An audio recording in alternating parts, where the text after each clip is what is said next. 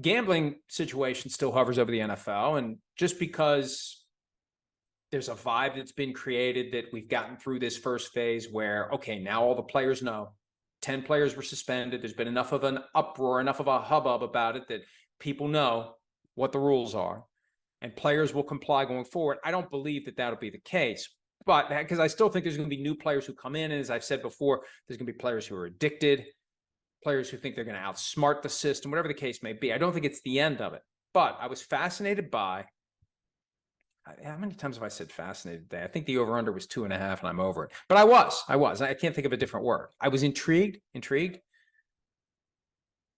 engrossed. I don't know. I don't have my thesaurus. Does anybody even have thesauruses anymore? Do you just look up, do you look up synonyms for a word? You just look it up on Google. Anyway, I remember I used to have a thesaurus. Kids, there used to be a book called a thesaurus. There used to be a book called a dictionary. I actually have one here just mainly for nostalgia, but Roget's Thesaurus was the name of it. And it was a book that you would go to and you would look up a word and it would give you all of the synonyms for that word, because sometimes if you were writing, you didn't want to use that word over and over and over again. So I should probably look up Roget's online thesaurus for some synonyms for fascinating. Anyway, what was my point?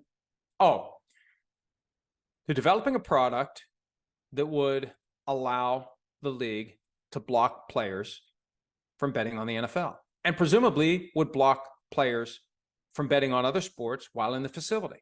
You know, this geolocation technology is what's getting them caught in the first place. The sports books get the information, they give it to the NFL, and then the players are busted. Why not build a system that just prevents them from doing it? I mean, if you're in a state where it's legal to use the DraftKings app to make a bet and you cross to the other state, it won't let you make the bet because you are no longer in the state. So if it knows who you are, if you fall into the bucket of professional football player, then you can't bet on the NFL anywhere. And if you have your phone at work, or if you're on the road, now it gets a little dicier if you're traveling for work, but there should be a way, and it sounds like there will be a way, to keep the players from making bets they shouldn't make.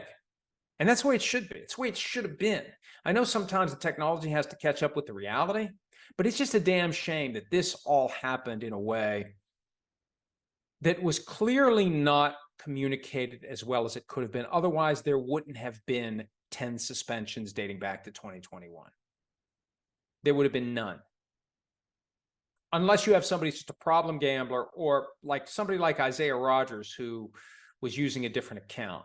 But even then, if he would have fully understood how the geolocation technology works, maybe he would have thought twice about using a name other than his. Now, it doesn't change the fact that players will find a way to place their bets through others, but it does take away this lowest of the low-hanging fruit. And I still wonder whether or not the NFL likes the lowest of the low-hanging fruit, because if you have periodic suspensions, it makes it look like your gambling policy is being properly investigated, that violations are accurately being detected, and that the rules are being properly enforced, and that no one asks questions. You don't need Josh Allen to say, quit talking about it.